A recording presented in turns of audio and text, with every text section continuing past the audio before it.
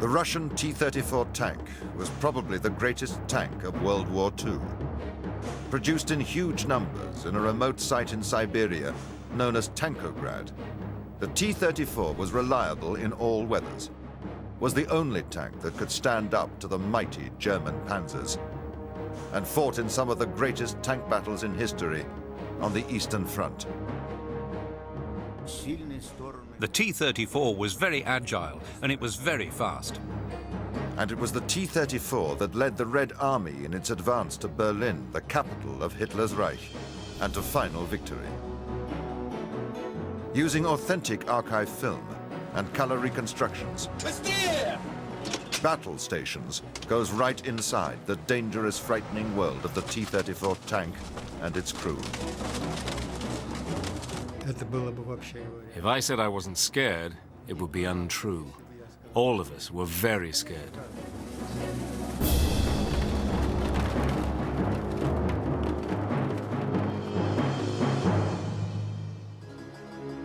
In the 1930s, the Soviet Union was a vast country of 180 million people, extending from the edge of Europe to farthest East Asia.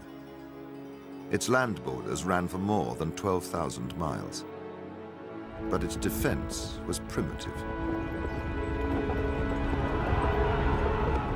As the country tried to catch up, it industrialized as quickly as it could. To make up for its lack of resources, its armed forces simply copied military technology from the West. Because of the vast distances, tanks were a priority, and the Soviets soon became aware of maverick American tank designer J. Walter Christie. J. Walter Christie was a genius of the first order. The fastest tanks that had ever been made up to that date were Christie designs. One of the things that he does come up with is a system by which each one of the road wheels is independently sprung. And because of this, his tanks are extraordinarily fast for the period. The Russians acquired some of Christie's tank designs. The US military, however, ultimately rejected Christie's work. Mr. Christie's ideas were not adopted by the United States Army because the not invented here syndrome. The Army did not invent his ideas. The Soviets were quite eager to borrow any good idea that they could get. They have a vast country to defend. It didn't bother them if they didn't invent it there. But this was the era of Stalin's great purges. Two-thirds of party leaders, scientists, doctors, and peasants were denounced as enemies of the people and executed. Then, the terror spread to the Soviet army. In June 1937, Stalin arrested 8 of his army's most senior officers and accused them of treason. Eventually, about half the senior officers in the whole army were arrested. Some of them were simply shot. Others disappeared into labor camps in Siberia. It was a quite extraordinary episode, and it left the Red Army weakened and disorganized. One of the victims of Stalin's purges was Afanasy Firtsov, the head of the Tank Design Bureau, working on plans for a new Soviet tank. He was sent to a hard labor camp in Siberia, where he later died. My father used to say to me that they owed a lot to Firtsov because they were just young boys, fresh from university. Replacing Firtsov, the brilliant young engineer Mikhail Koshkin took over the design of the new tank. Mikhail Koshkin, according to the memories of those who knew him well, was a very passionate man. He fell in love with the tank immediately. He fell in love with the idea. Koshkin incorporated the best of different elements of foreign tank design. In 1939, he took the plans for the new tank to Moscow. He took the blueprints, the drawings, and the models to Moscow, to the session of the Supreme Military Council. Stalin spoke and said, "I would like to go back to the idea of the new tank. I think Koshkin and the designers should be given a chance. If they succeed, we will get a new, unique tank. If they fail, we shall punish them. In this climate of fear and secrecy, Koshkin and his team were allowed to carry on with their work. Koshkin concentrated on simplicity, guns, armor, and mobility.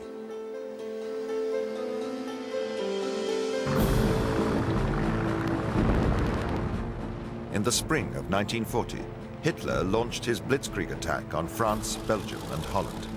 His lightning victory in the West proved to everyone the primacy of the tank in modern war by leading a fast-moving attack and in destabilizing the enemy.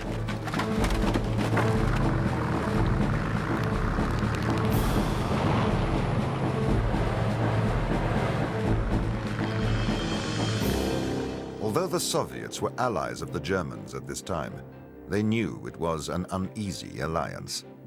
Most Soviet armor was no match for the panzers that had so brilliantly led the invasion of France. Only the new tank, still under development in great secrecy, could hope to stand up to the German panzers. But Mikhail Koshkin never lived to see his tank fight in action. He caught pneumonia during trials and died in September 1940.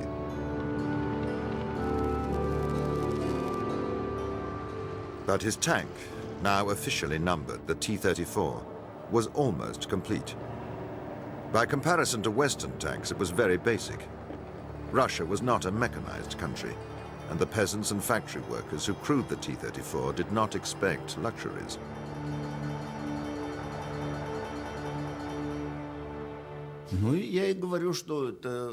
The interior of the tank was like a luxury hotel.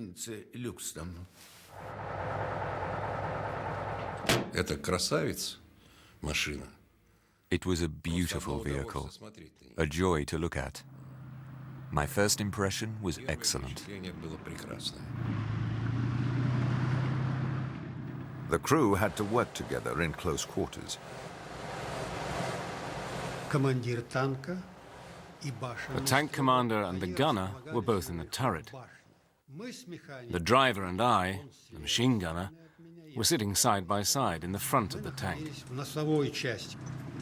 The driver wrestled with the controls, which were physically very demanding. We had steering levers on the right and the left. If I needed to go right, I pulled the left lever. If I needed to go left, I pulled the right lever. There were pedals, an accelerator pedal like in a car, and a clutch pedal.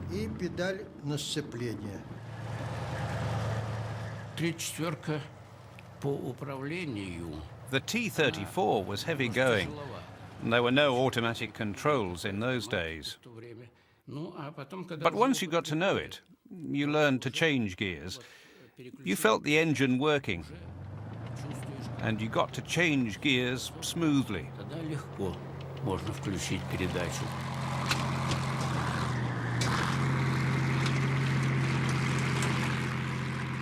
Commanders often communicated with drivers by touch.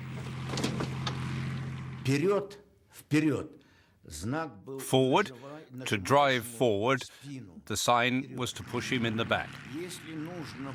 If you need to turn left or right, you nudged him with your leg.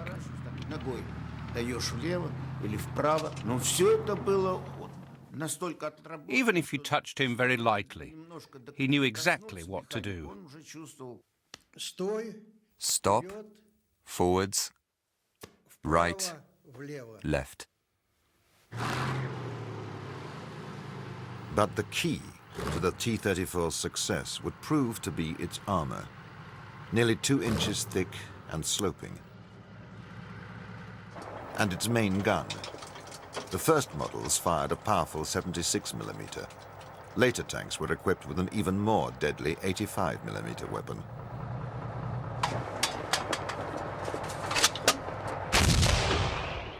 The T-34 has some really good strong points, one of which is the gun. The armor was superb. The armor, this vehicle was the first vehicle ever to have sloped armor, which is miles ahead of flat-faced armor. The other thing about it was it had a diesel engine, which did not burn if the vehicle got hit like a Sherman. A Sherman would burn. The T-34 did not burn as easily. It has wide track. It allowed the vehicle to have good mobility in ice, snow, and mud. In the spring of 1941, Hitler began to amass his armies along the long 450-mile border with the Soviet Union. Stalin ignored all warnings, convinced that Hitler would not invade. But by midsummer, Hitler had assembled the biggest invasion force in history. How could the Red Army, fatally weakened by Stalin's purges, resist such a force? 22nd of June, 1941. Hitler unleashes Operation Barbarossa. 7,000 field guns. 3 million German troops supported by 1 million other Axis soldiers. 3,350 tanks launch a vast offensive against the Soviet Union. The Red Army stood no chance. Their most numerous tanks, the T-26 and T-28, were poorly armored and undergunned and proved no match for the battle-hardened panzers.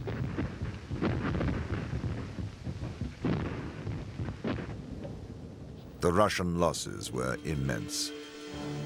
Hundreds of square miles of territory were occupied. The Germans continued to drive towards the major Russian cities. 600,000 Russians were taken prisoner. Nearly 6,000 tanks were destroyed or captured. Hitler spoke of his crusade against communism. He called the Soviet state a rotten structure that, when kicked in, would come crashing down. It looked as though he would be proved right.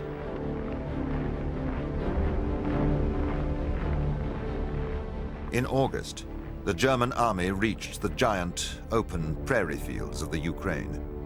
Now it seemed unstoppable.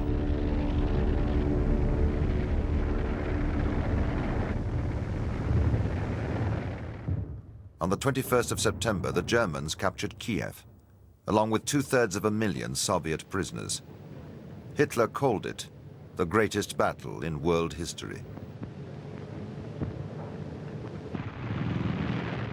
But with massively extended supply lines, even the German army could not keep up this momentum. And then, as before in history, the Russian winter came to the aid of the defenders.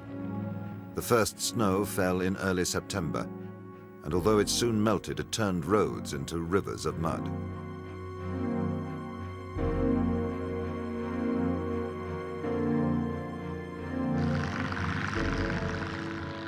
Hitler's advanced troops were only a few miles from Moscow when the freezing winter blizzards set in.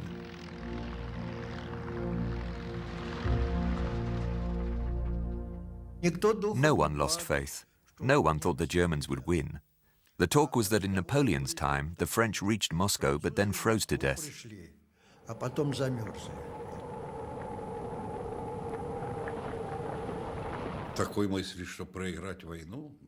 I certainly never imagined that we would lose the war. It never crossed my mind. I never heard my comrades say anything of the kind.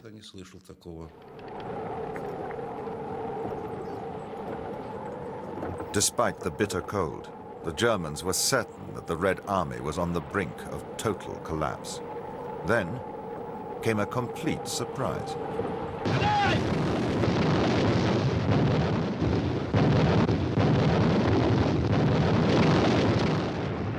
On the 5th of December, Stalin launched a powerful counterattack. Fresh troops from Asia, well equipped for winter fighting, threw the Germans into retreat.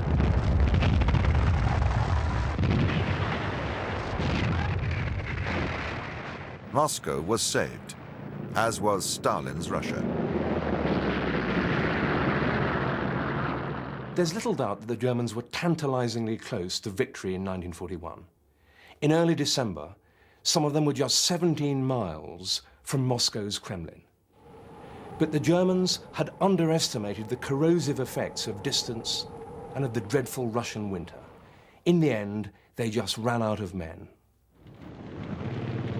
Within the first chaotic weeks of the German invasion, the Soviets had sprung one surprise on the Germans.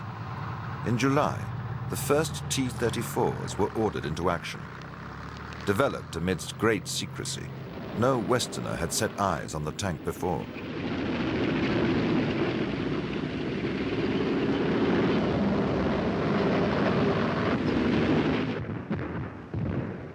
The German soldiers watched in astonishment as their shells bounced off the front armor of the Soviet tank. Wherever a T-34 appeared, it succeeded in holding up the advance.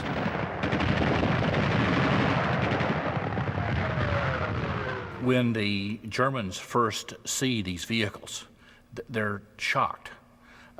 They can't believe that these subhumans, the Untermenschen, can have such a vehicle that was actually superior to anything they had at that time.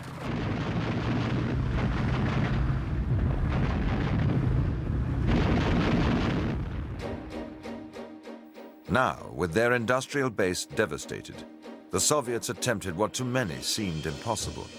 Entire factories were packed up and transported by train east behind the Ural Mountains. A new tank factory was built near the town of Nizhny Tagil in Siberia. Here, in appalling conditions, Soviet engineers and workers restarted production on a massive scale.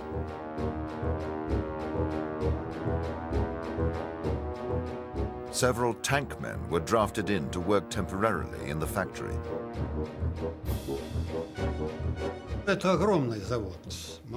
It was a huge plant, a huge place with many workshops, with its own steelmaking and steelworking plant.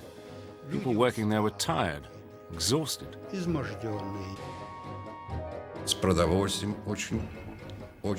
Food supplies were poor. We were issued with only 400 grams of bread per day.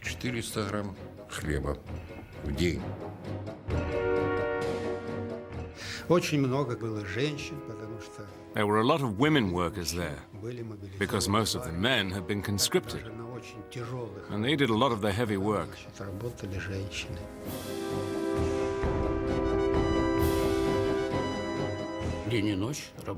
They worked day and night, 12-hour shifts. Nizhny Tagil produced, before I arrived, 40 tanks a day. And by the end, when we received our tanks, it was producing 60 tanks a day.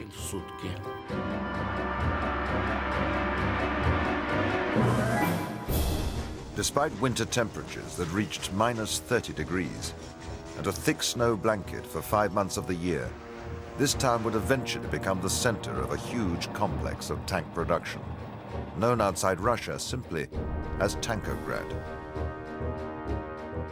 But could enough tanks be produced in time to prevent the Nazis from finishing off what they had nearly completed by the winter of 1941?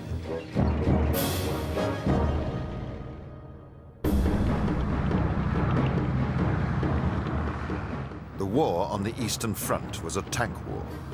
Huge numbers of infantry were deployed, but both sides relied on armored units to lead them across the vast distances.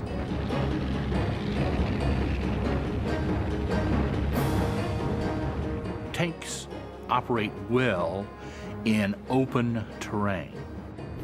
And of course, Russia is a wide open expanse, and it is great tank country. Tank crews would work together and live together for weeks at a time. Sometimes political slogans would be daubed on the side of a tank, like "Forwards to Victory," or "Together we defeat fascism." For the motherland. This was the slogan on my tank, painted in white. Getting enough to eat was always a challenge.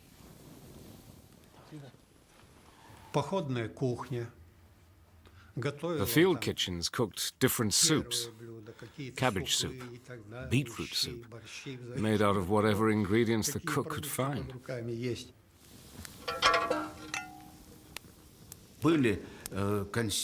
We had canned meat. American canned meat was a particular favorite. We had enough bread.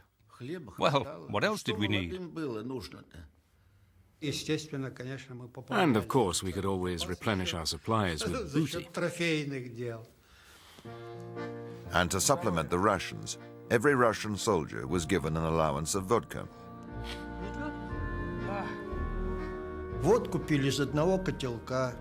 We drank vodka from the same flask. The commander had the first go, and then passed it around the whole crew. Vodka was issued once a day, usually in the evening. We were issued with 100 milliliters each.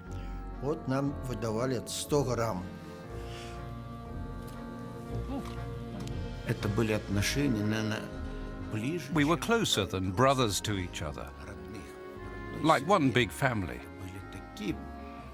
There was real warmth and closeness. We worried about each other, as we did for ourselves.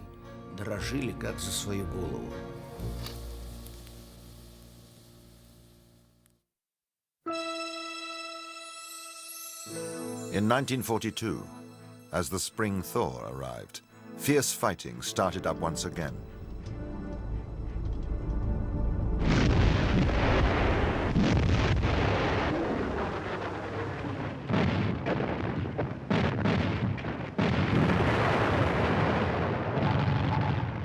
And in late summer, forward German troops advanced right to the banks of the Volga River and reached the city of Stalingrad.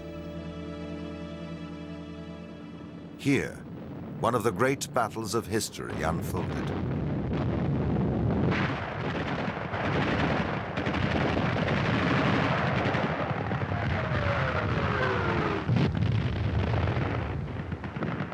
After months of intense fighting, the Red Army succeeded in cutting off the entire German Sixth Army. Surrounded, with petrol and ammunition running out, the Germans were squeezed to breaking point. On the 31st of January 1943, what was left of the Sixth Army surrendered. 91,000 men, including 22 German generals and their commander, Field Marshal von Paulus, went into captivity.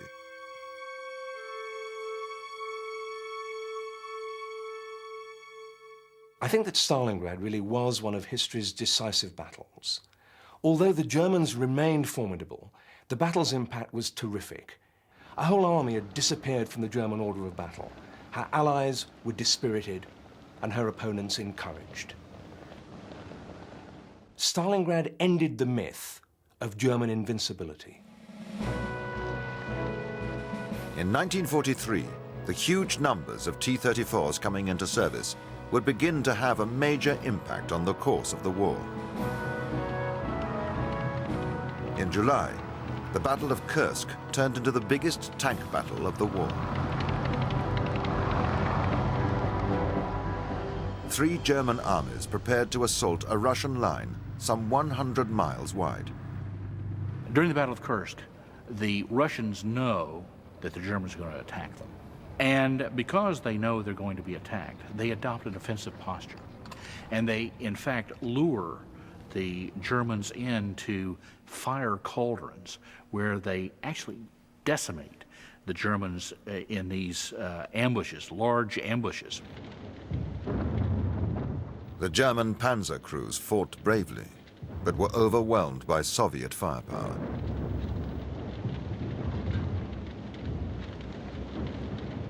And then, once they do that, then they can go back over and use the tank in what it's actually best used for, in the attack.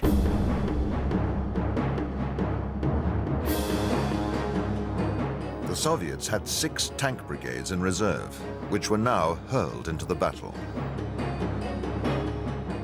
From now on, the momentum on the Eastern Front would remain with the Red Army.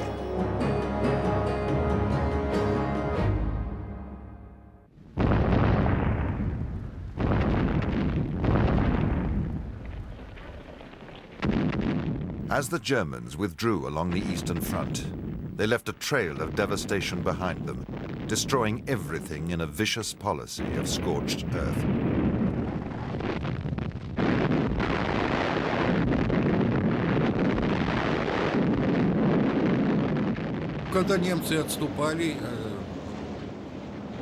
When the Germans were retreating, they destroyed a lot. They usually blew up railways. They destroyed the factories and plants that produced for war.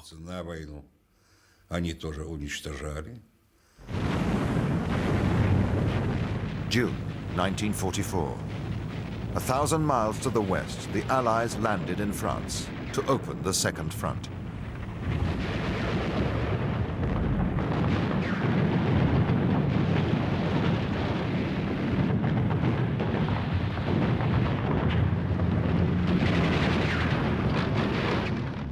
As the Allies fought their way out of the Normandy beachheads, Soviet Army Group Center launched another huge offensive on the Eastern Front.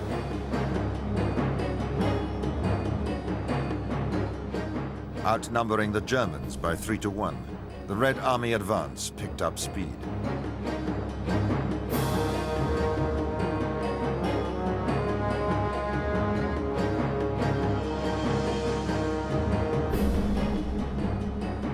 Across the Eastern Front, Russian tank crews faced dangers almost daily. T-34 machine gunner Zufar Zadadinov's tank was ordered to clear a village in the Ukraine. We were told that the Germans had no tanks, but only light artillery.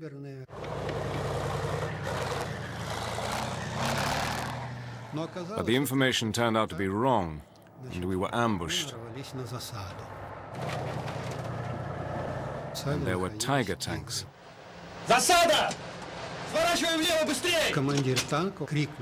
The commander of my tank shouted, "Ambush! Turn left!"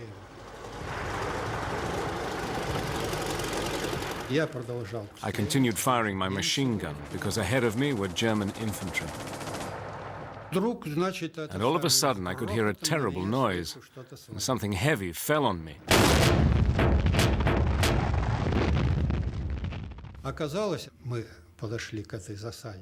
It turned out that we'd been ambushed by a Tiger tank, and their shell hit us head on and came in and ricocheted around the turret. When I came to, it was hard to see much inside the tank because it was filled with smoke. But then all of a sudden, within seconds, the air cleared. I lifted my head, and I could see that the turret was full of light. And I looked down, and I saw the commander and the gunner lying on the floor. Руки! Руки! Мои руки!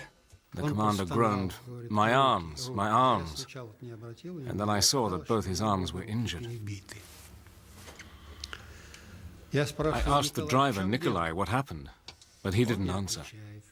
I shook him by his shoulders and saw that he was unconscious. So I tried to start the tank, the engine. I pressed the ignition switch, and it started working. That cheered me up a lot. Then I pushed the levers into the first gear and felt that the tracks were intact.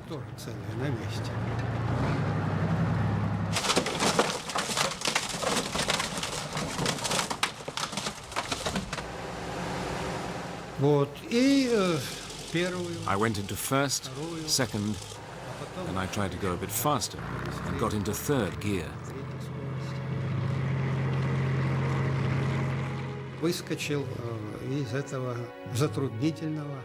This is how I escaped. The gunner died. The commander and the driver recovered in hospital and eventually returned to the front. Zufar Zadadinov was decorated for his heroism.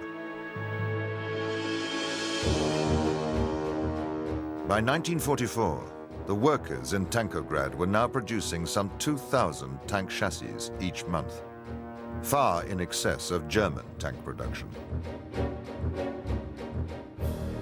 With the Russian steamroller sweeping west, Soviet soldiers at last began to liberate Russian towns and villages. It was such a joy to meet the people who had been under occupation. It really gave us such a boost. They threw themselves at us, kissing us and crying. And of course, anyone's heart would have melted. При такой встрече любое сердце растает. In the summer of 1944, the Red Army advance reached Eastern Europe, and in September, the 6th Tank Army, led by T-34s, captured the Romanian capital, Bucharest. Here, the Russians were welcomed as heroes.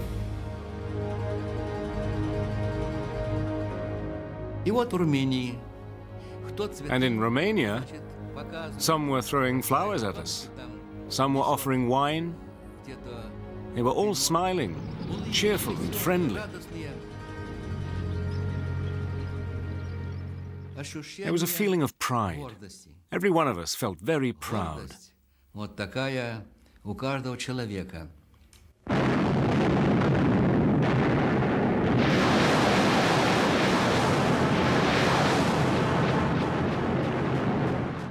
January 1945, the next Soviet offensive, this time across Poland.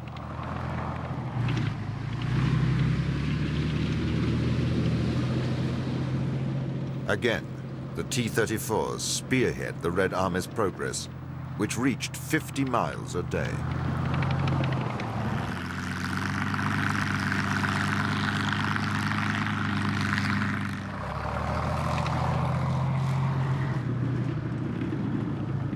After 6 weeks, the Red Army arrived at the border with Germany and waited.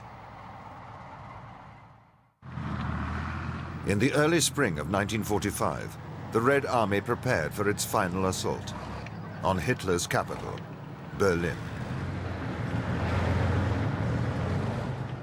2 complete Soviet army groups assembled in readiness along a 100-mile front, led by Marshal Zhukov and Marshal Konev, competing to win the glory of capturing Berlin. Meanwhile, General Eisenhower, whose Allied armies had now crossed the Rhine and were advancing eastwards across Germany, decided to leave Berlin to the Russians. Eisenhower had good reason to leave Berlin to the Russians. Firstly, in February 1945, the Allies had met at Yalta and agreed on the post-war division of Germany. The eastern part, with Berlin in it, was going to be occupied by the Russians. So it made no sense to waste British and American lives to capture something which would have to be given up after the war. Secondly, whatever the politics, Eisenhower knew very well that Berlin would be a tough nut to crack.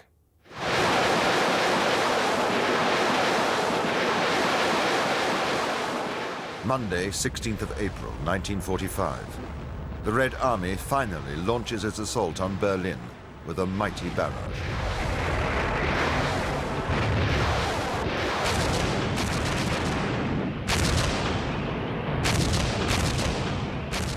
Storming a high ridge known as the Salov Heights on the far bank of the river Oder was the first objective. We heard the heavy shells begin to explode. Non-stop firing. Everything was roaring. And we waited for the order to advance. It was very frightening. This difficult military operation held up Zhukov's army group for 3 days.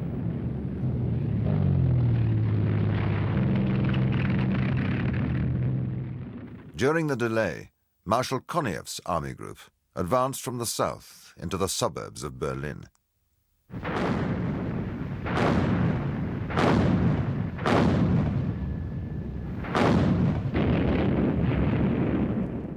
Fearful of the revenge the Soviets would unleash on Germany for the atrocities they had committed in Russia, the Germans fought with fanatical determination. To the very last moment, they were fighting bitterly.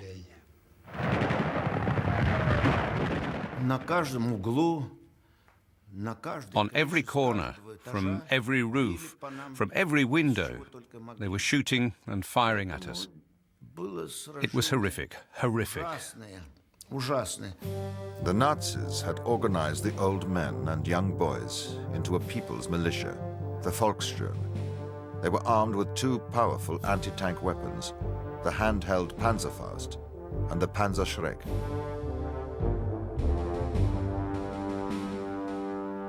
Once you get a tank inside a city, it suddenly loses all the advantages it has on open terrain. It's channeled down very narrow avenues of approach. And because the enemy knows where these tanks are going to come from, they can ambush them very easily, using, in the Germans' case, the Panzerschreck or the Panzerfaust, and knock them out very easily. Armed with these anti-tank weapons, what was left of the German fighting machine took on the Russian tanks.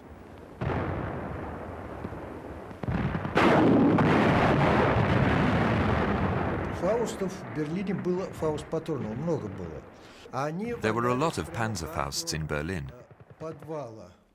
They were lying in every basement. Mostly the operators were old men or boys.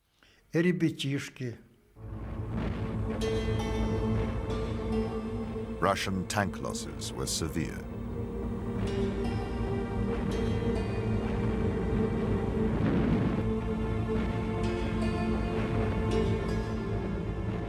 Overall, the Russians lost 400,000 men in the battle for Berlin.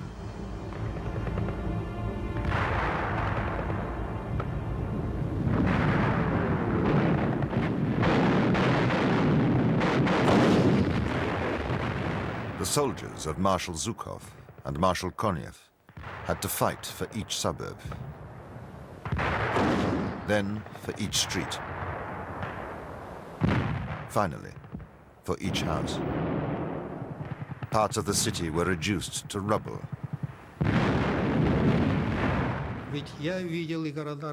I had seen our Russian cities destroyed, razed to the ground. So I was not wide-eyed. Naturally, we had to destroy in our turn.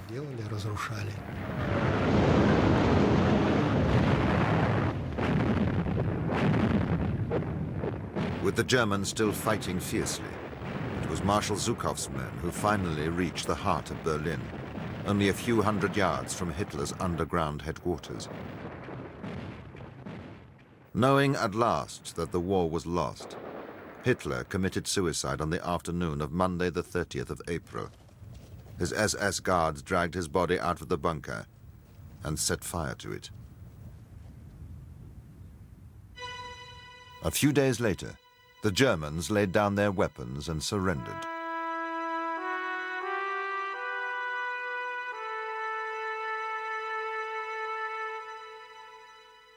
Most Germans wanted to surrender to the Americans or British, fearful of reprisals from the Russians.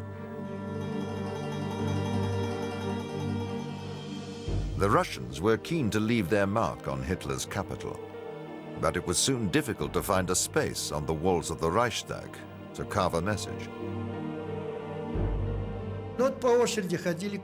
We took turns to go to the Reichstag, and then we had to climb on each other's shoulders to be able to leave our message.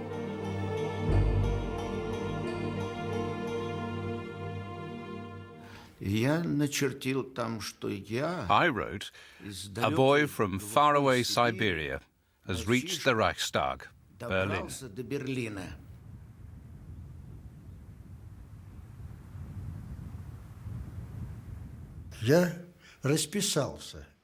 I wrote just my name, Sergeyev.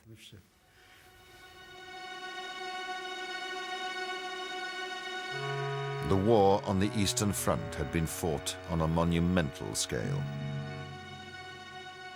Millions of men had fought on both sides. The price of victory was immense. Tens of thousands of farms, thousands of factories, hundreds of towns, and dozens of cities had been destroyed. Latest estimates suggest that as many as 27 million Russians had been killed.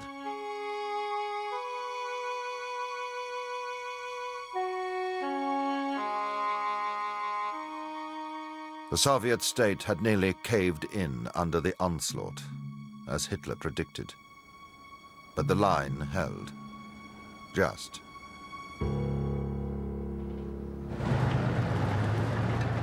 And in the vanguard of the Russian advance, 1,500 miles from Stalingrad to Berlin, went the T-34 tank, produced in huge numbers in Siberia. The production of the T-34 tank is an extraordinary achievement for a country that is basically just industrializing. And not only is it an extraordinary achievement of just being able to do it technologically, which it's a technological marvel in and of itself, but they made in excess of 50,000 of these vehicles. Lenin once said that quantity has a quality all its own. So the Germans got outproduced in addition to being outfought. Конечно, 34-ка сыграла огромную роль. The T-34 played a crucial role in the offensive. Хотя танков погибло очень много. Очень много. Without it, I doubt we would have won the war. Без 34-ки, я сомневаюсь, выиграли бы мы войну.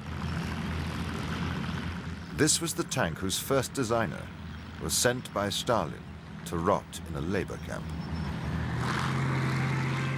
At last, the war in Europe was over. Now the Russian soldiers could celebrate.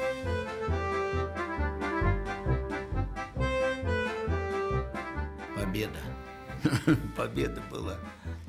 Victory? Victory. I can't describe the feelings I felt at that time. We were the victors then. Возобновить, мы тогда были победители.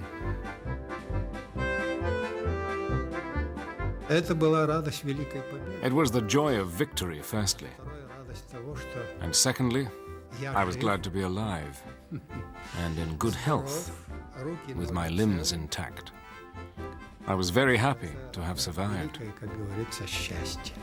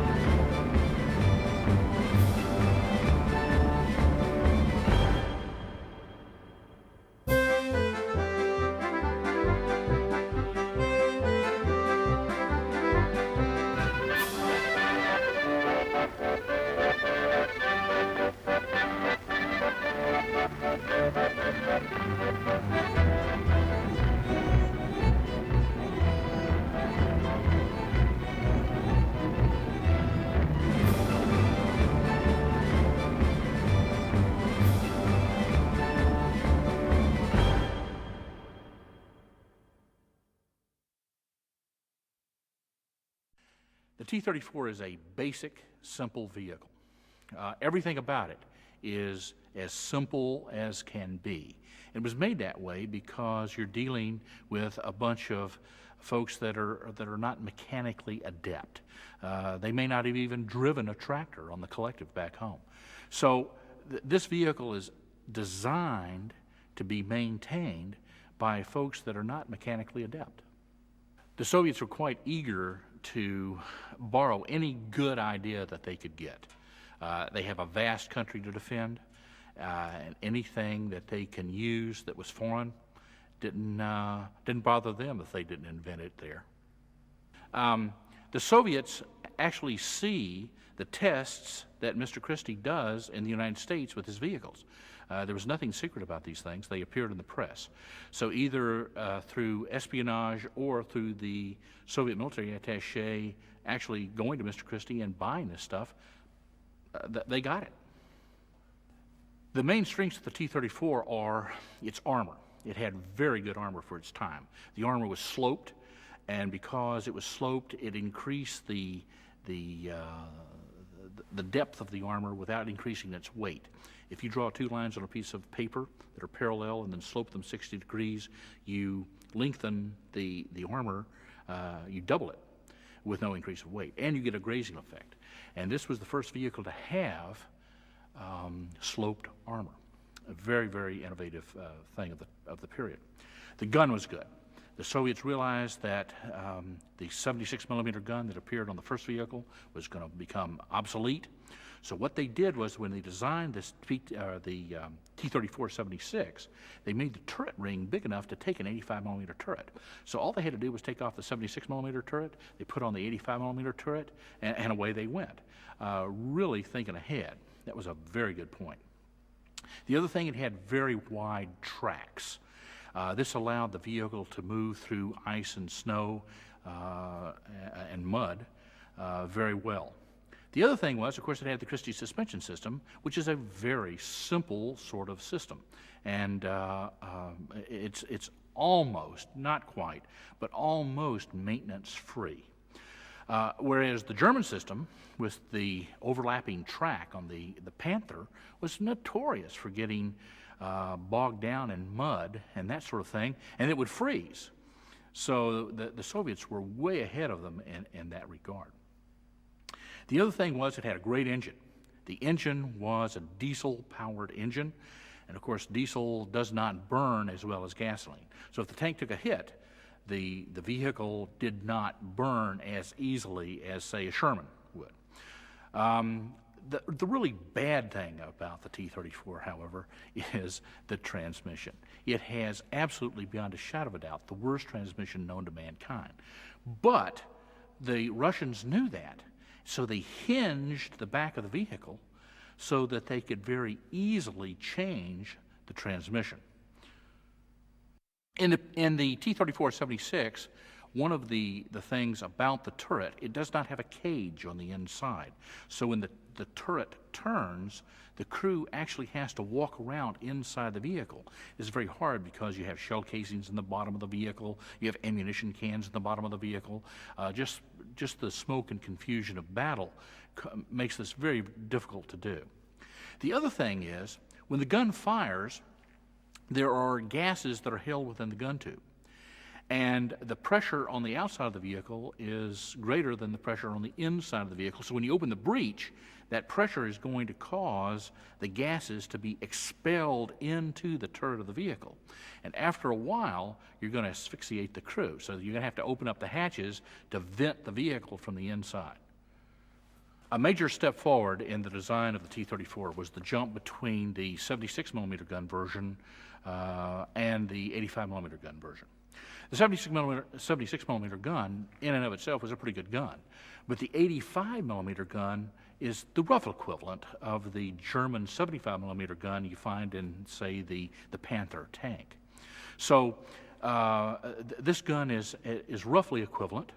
And with that gun, you can take on, at battle ranges, the Germans with a very good success rate. Unlike the American Sherman, where you had to have at least 5 Shermans to take on one Panther, with the T-34, you go one-on-one with the Panther and have a very good chance of winning the fight. The production of the T-34 tank is an extraordinary achievement for a country that is basically just industrializing. I mean, the 5-year plans that Stalin had during the 30s industrialized to a good deal. The Soviet economy went from basically a peasant economy to an industrial economy almost overnight. So the production of this vehicle is an extraordinary achievement. And not only is it an extraordinary achievement of just being able to do it technologically, which it's a technological marvel in and of itself, but they made in excess of 50,000 of these vehicles. Lenin once said that quantity has a quality all its own. So the Germans turn out 5,000 Panthers. The Russians turn out in excess of 50,000 T-34s. The United States turns out 55,000 Shermans.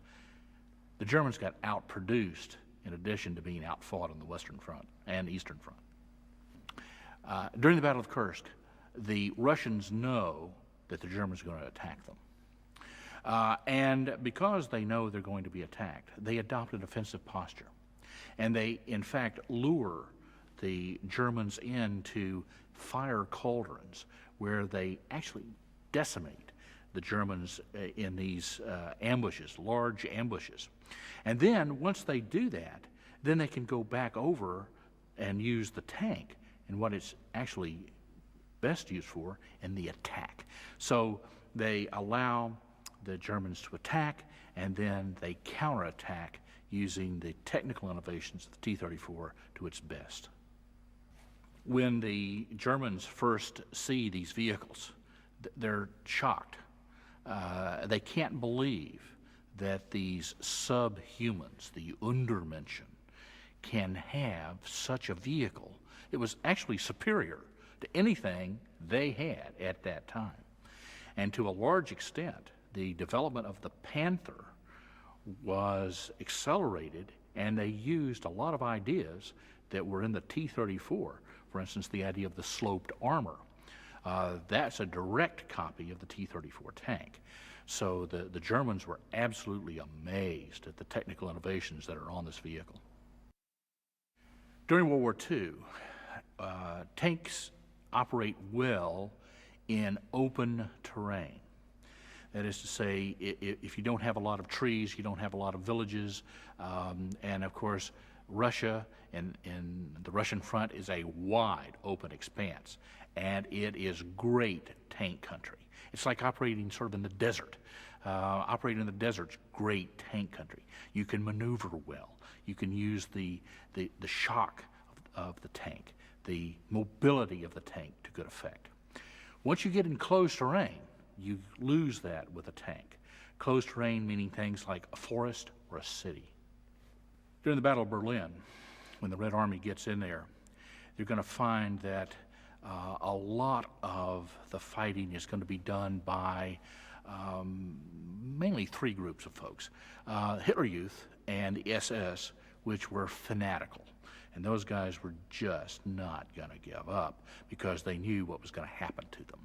I mean, they had done the same thing to the Russians going the other way.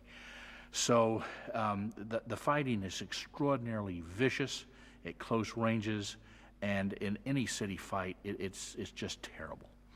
The other group of Germans, of course, the old guys who either regular soldiers or the Volkssturm, who veterans of, say, the First World War, they know what a fight's like, and the veterans of the Eastern Front, they know they're in a losing cause.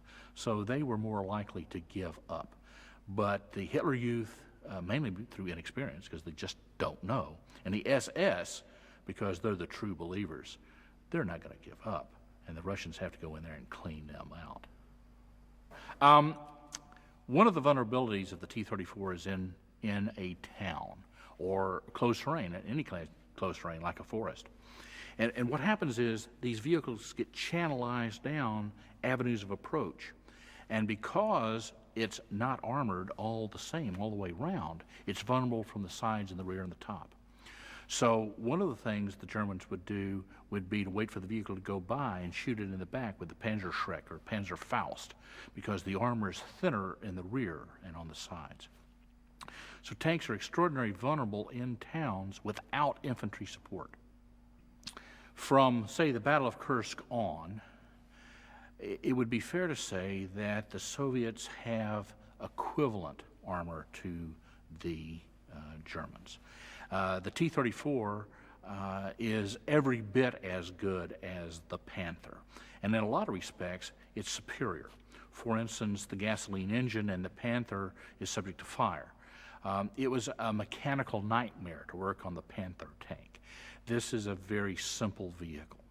the guns are roughly equivalent. So if someone held a gun to my head and forced me to get into a tank in World War II, I'd want to be in the T-34 and not the Panther.